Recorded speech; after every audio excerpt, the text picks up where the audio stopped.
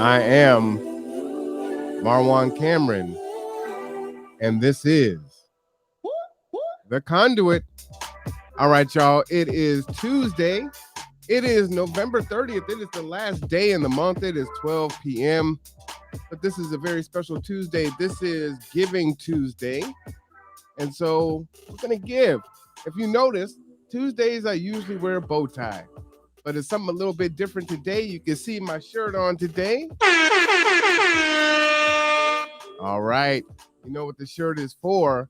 If you don't, you're going to learn all about it. It is Resilient Ecosystems.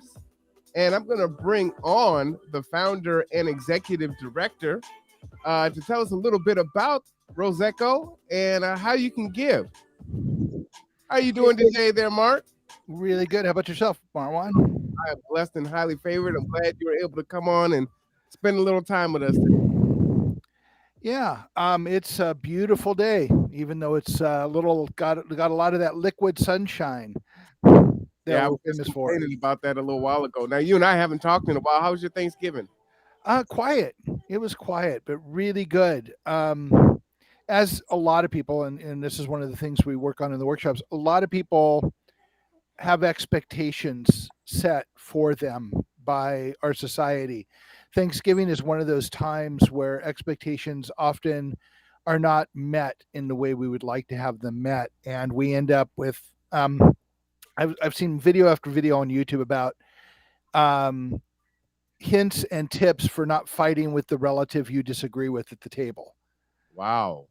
And so I think about that and I think, okay, so how do we reset our expectations?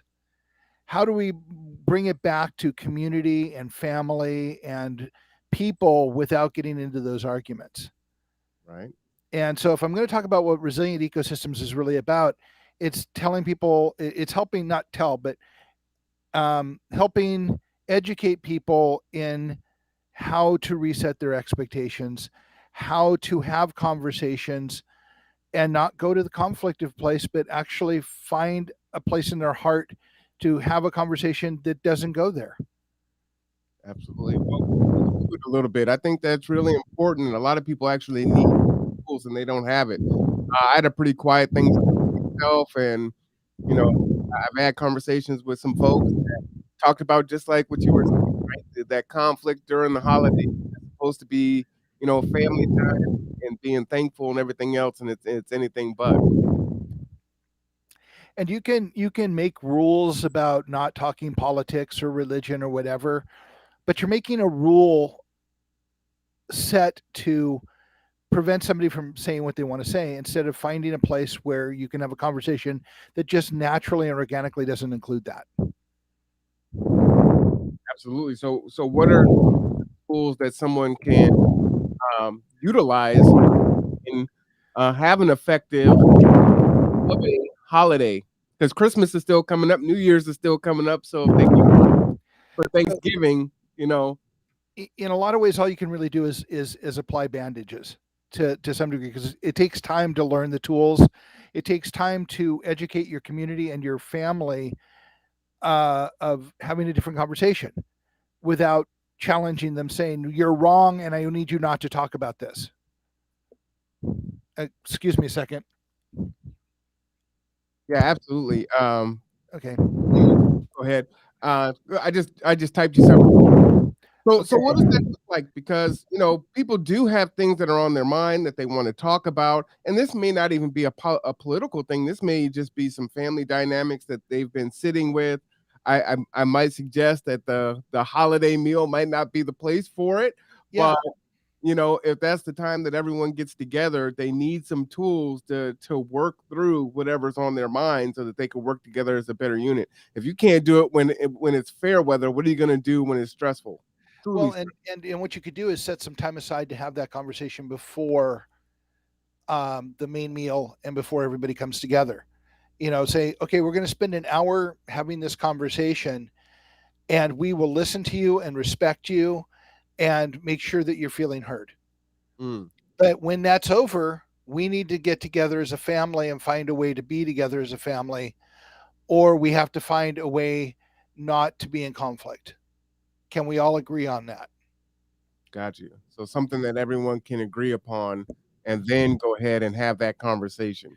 Yeah, and we have to have an outcome because we have all of the family here, and we can't lose our entire day and our family and this moment we have together to a conflict. Mm, So we need to hear you and hear what you have to say without judging you, and let you get your feelings out and make sure that you feel heard, and make sure that you know that we are aware of this, and it's probably going to take more than an hour to resolve. But in this hour, we want to make sure that you are heard and you know that we have heard you and are ready to have that conversation at another time. so it's kind of like, letting someone kind of lay their burden down. They've been Yeah, holding this in, and they're holding it. They may have this chip on their shoulder because they feel like they're not being heard, or they feel like there's not a space for them to talk about it. They can get it out with the understanding that we're not going to resolve it in the hour, but it's out there, and you know that we're going to come back and deal with it at a more appropriate time. But we didn't want you to have to sit with this. right. And here's some of the things, and I repeat this constantly. You've heard me say this in most of the workshops. One of the issues that we have in communicating, and when we have these issues and the feeling of not being heard, is because we're primed and taught at every level of our life to react instead of just take in. Mm, So part of the issue, and I quote Miguel Ruiz's, four agreements about this, is it's not about you. Don't right. take it personally. It is not. The agreement is don't take things personally. But they don't tell you why initially, and the why is because it's never about you. Mhm. Marwan, I've known you for several months now, and I like you a lot, and we spend a lot of time together, and we spend time talking. But do I know you? No, because I'm seeing you through my filters Right. and my life expectations. I am not seeing you yet because we haven't spent enough time together and we haven't gone through the work to actually strip away. At least I haven't done through the work to strip away my filters enough to see and understand you. Same for you with me. You don't know who I am yet because you haven't gone through your filters, and we haven't spent the time to do that work. That's just work that takes time to do. But until you start recognizing that it's work that needs to be done, you will still be reacting to people and what they say because you're hearing it the way you expect it to be said as opposed to what they're really meaning. And learning to hear someone's intent in a conversation, real intent in the conversation, or to understand their intent is not to hurt you or to say hurtful things, but to be heard. Right. And if you own that, then you can actually sit down with somebody and have a conversation, and eventually over time come to a place where you find that all of your values are the same. The things you care about are the same, and all the rest of it is window dressing on top. Well, what excites me is, I look forward to having that kind of conversation with you, and hopefully in a space where folks can also get the benefit of that scaffolding. Like, what does that scaffolding look like?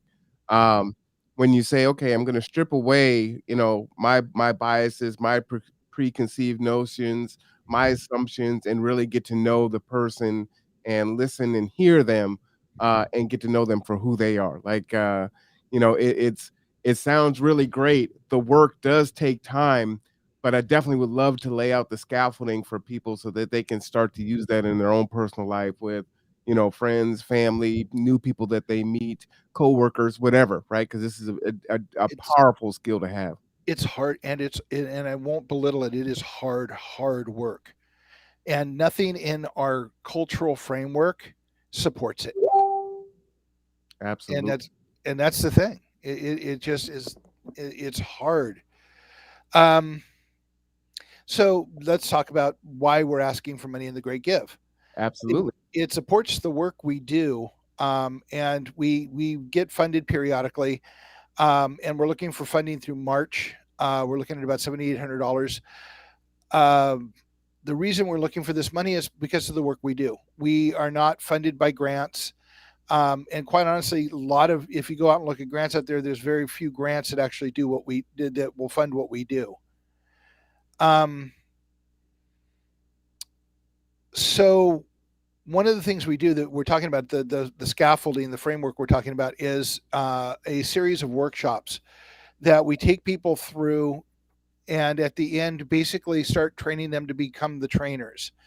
And the idea is to take them through a process over 12 weeks of learning how to perceive things differently, how we got here, understanding how we got here.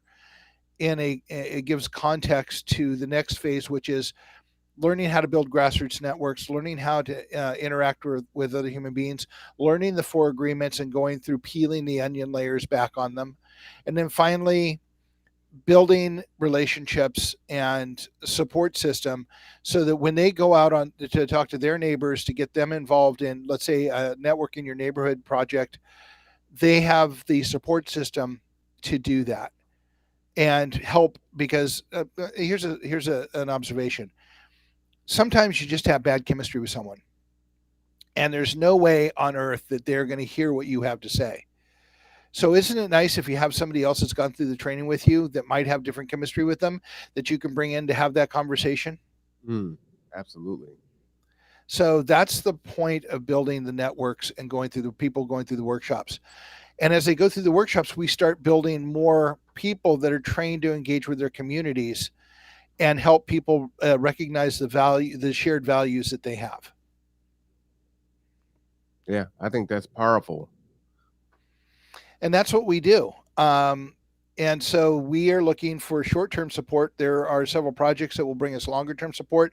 We won't be able to see the funding from that until probably the February-March timeframe. We're also looking for people to donate to Patreon. The truth is, power in numbers. If we have 1,200 people donating $20 a month to Patreon, we never have to raise money again. We can continue to do this work. 1,200 people. That's it. That's That's not it. a lot of folks. No, it's not. So we're asking folks to donate to GoFundMe for the short-term funding through March, and we're also asking them to stretch a little farther and donate $20 a month to our Patreon account to support the work we do. We have several levels of Patreon, and if you donate the $35 a month, every 6 months you'll get a cool piece of swag like Cameron's wearing of the shirt or the hat. I have my hat here, but you're gonna have to send me a bigger one. It's too small for my head. Okay, I'll see if I can get a bigger one for you. But I have my hat. Yeah, so the swag, so people identify people who've gone through the workshop program that can talk about intelligently talk about resiliency and community resiliency and why community resilience. And quite honestly, there is no downside to building resilient communities, and there's a whole bunch of upside. When you have a resilient community, you can overcome problems and crisis, and that's what the goal is. But it's also to build relationships, to know that somebody has your back. And the only way to do that is to relearn how to embrace your humanity and relearn how to build those kinds of relationships. And there's very little in our culture that supports that. So let's talk about the final piece. It's also learning how to reprogram the culture. And the only way to do that is on a grassroots level, person to person. Also, and I will mention this, I have a Medium account, and I will put it. I will send it in Messenger to you, Cameron. It is. In the private chat right there on the left on the I bottom, will. and then I can put that right on the screen there. I will do that in just a second. See. Oh, they don't make it easy, do they? It is at Mark_Reseco, RESECO. And it's medium.com. And I write articles frequently. Let me bring this up. And you said that's at Mark_Reseco? Yeah, I just put it in the chat, the private chat. Perfect. Okay, so especially the one I just wrote last week called "What Do You Do with a Toxic Culture?" And because of my odd sense of humor, you can sing that along to "What Do You Do with a Drunken Sailor?" But it's a fairly long read. I'm actually kind of I'm kind of shocked at how much pushback I got on 9 minutes being too long a read. But it's a We're in very a microwave interesting read, society there, Mark. huh? We're in a microwave society. Yeah, I know. But anyway, it's an interesting kind of introduction to the whole process that we're in, and I think it's well worth reading. But then again, I wrote it, so I would. Well, I'm at the website now for everyone to see, and that's just roseco.org, real easy to remember. And there's a link that's built in so that you can give for Giving Tuesday. The goal is $7,800. Of course, we'd love to beat that goal. And, I wanted to read this here because I think this is important. A vision for resilient communities. It starts with building a map of local neighborhoods, creating neighborhood leadership and representation. It grows from there to growing engaged and connected communities, providing guidance, training, and information. Core leadership forms and a grassroots network emerge uh, with a focus on developing a resilient communities. Reviews Sorry about that. It's kind of small for me. Reviews are made of the community needs and what infrastructure is currently in place. Decisions are made and the community is mobilized to address shortfalls and increase capacity, security, and quality of life. Along the way, local industry is created, jobs direct and indirect. Food is a product locally in quantity and quality to provide local markets power and distribution model locally produced and the face of community changes become a beacon for other communities. This beacon is a replicable model will also attract like-minded businesses to your area and growth happens in a resilient manner, all the parts interconnected and intersupportive. And the benefits of resilient communities, there's so many different things, right? So under security you have economic, food, water, power, physical. Under education you've got real data, you have tools, skills, communication, and understanding. And for community you have common ground, relationship, strength, flexibility, and capacity. um, if you guys don't know, I'm actually the president of Resilient Ecosystems. I'm very proud of that. I'm gonna give myself a shout out for that. And the reason why I'm a part of this organization is this right here. I think this is really the crux. I think this is missing. Um, in as we started off with Thanksgiving. So I think this is missing in immediate families. I think this is, or it could be cultivated and enhanced. I think this is missing in extended families. It can be cultivated and enhanced in neighborhoods. I know the neighbor to the left of me. I do not know my neighbor to the right. I know my neighbor across the street. I should know the people that live on the same street as myself. I have work to do, right? I have a place that I can grow and build resiliency. And that goes for my community. That goes for if I'm connected with the church, that it just goes for any organization. It could be a bowling league, whatever, right? Mhm. And so it's so important to work on these things and build that. And so we look at many of the issues that exist in the world and we say, oh, the world's going to hell and everything is so dark and it's so bleak. And it really isn't. There are some bad things that are going on, but we have plenty of opportunity. We have people that we love. We have folks that we want to help and take care of. Many of us do this work because we want to help and take care of everyone, right? And so we have these skills, we have these tools that we can use to build. We're not powerless. We're actually full of power if we take that power and we're willing to step out there, If not we to embrace it. yeah, not to take it personally, to step out there and actually do the work. So this is really powerful. I love what the organization is about, and so I'm a part of it very very proudly. And I hope that you'll get involved and learn more about it. On Facebook, it's the Kitsap Resiliency Project. And if you like what you see there, look for Resiliency Rocks. It's a private group. Unfortunately, Facebook changed public groups and made them very difficult to work with. So we had to make Resiliency Rocks a private group, but you'll find a lot of real solid information there. You'll find the events that we've got going on. And I'm going to tease a little bit. We are in the discussion stages of a fairly major event, Kitsap County wide, that we're hoping to put on in March, built all around communities. Yeah, absolutely, absolutely. We're already starting to do some of that work, but we're going to be ramping up, and there's a lot of work to do. True story. Yep. Yeah. Also, to kind of add one more facet to this gem, I was asked. I was on Outlaw Radio a while back, and I was asked what some of the pushback I get on this is. And the truth of the matter is, I get very little pushback. Because when people start wrapping their heads around what I'm saying and what we're saying, they go, "Oh, that makes so much sense."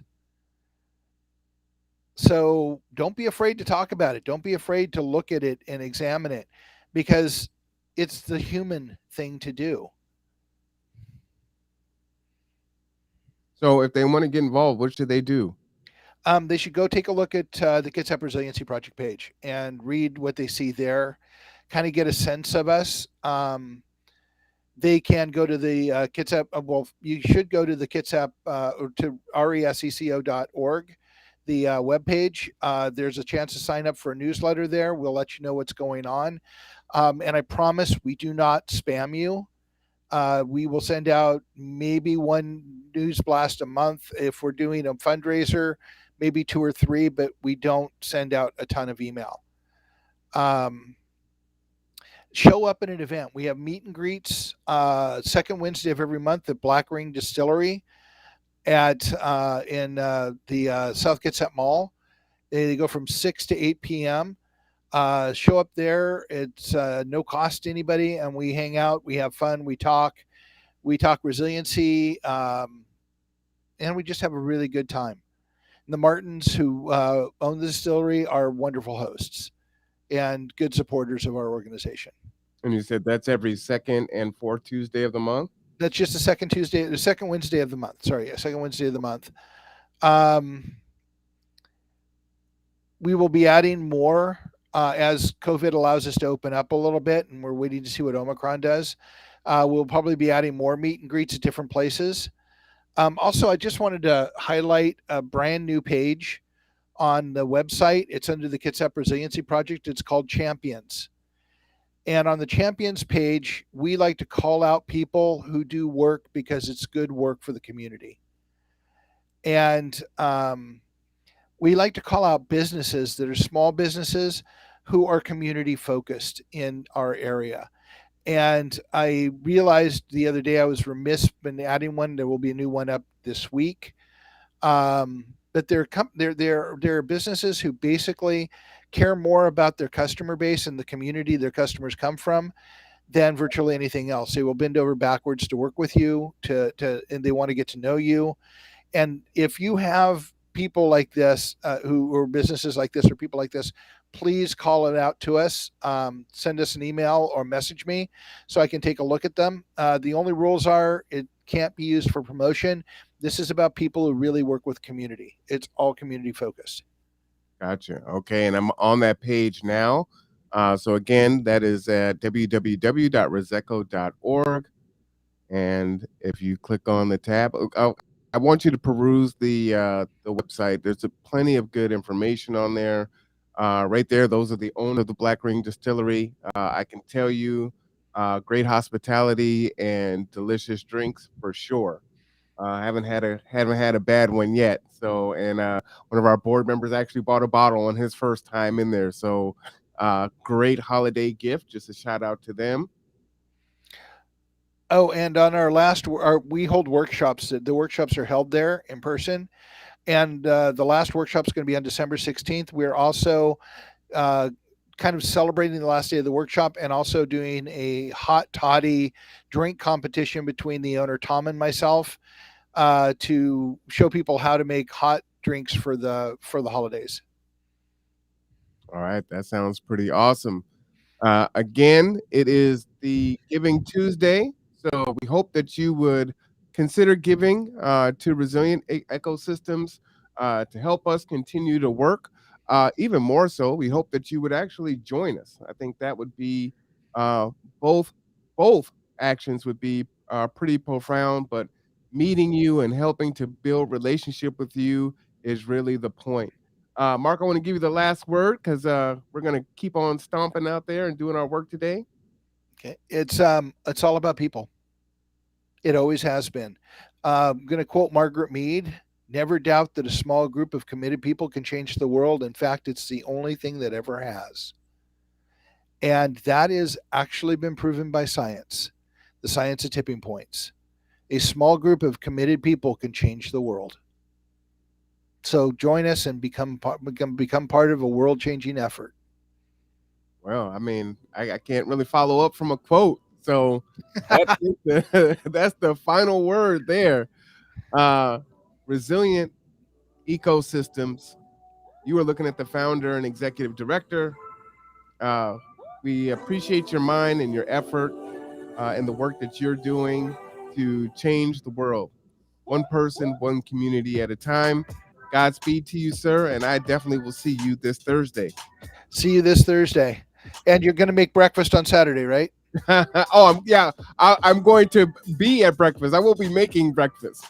No, you don't have to. The folks at the Pancake House will make it for you. Well, words matter, right? You're like, you're gonna make breakfast on Saturdays. Like, no, I'm not gonna be making breakfast. I will be at breakfast for sure. Well, but the next time I'm going to have a griddle out, and you'll be flipping cakes. You know what? I can actually make pancakes. So, and I make some really good ones with some Grand Marnier in it. So I Awesome. will make those. All right. For Take Mark it easy. and Marwan, this All right. is the Conduit. We'll see you next time. Bye bye. Bye-bye.